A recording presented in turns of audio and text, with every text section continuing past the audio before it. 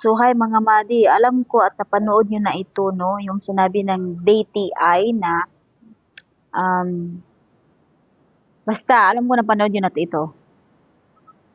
Ito. DTI, 50 pesos na allowance sa mga college student kasya na for 1 week. Ayan, no? Ang laki, oh. Kasya na daw yan for 1 week ang 50 pesos na allowance for the college for 1 week. Uy, DTI.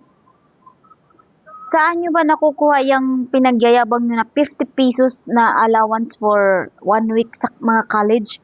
Ha? Uy, isipin nyo, Pepsi pa lang or kaya quick 20 na. Soft drink 10, 30 na. Ha?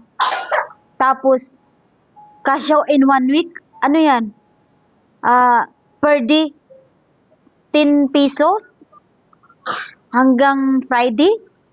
O kaya sabihin mo, yung 50 pesos na yan is kasya for 1 week sa mga kindergarten. Ha? 50 pesos nga, hindi na yan kasya sa grade 1 eh. Tapos, sa kolehiyo pa kaya kasya? Saan ba napunta yung mga utak nyo? Nag-aaral ba kayo? Uy, Diyos ko, Ginoo ko na unsa naman yung kalibutan na dati yung 500 na for Noche Buena. Ha?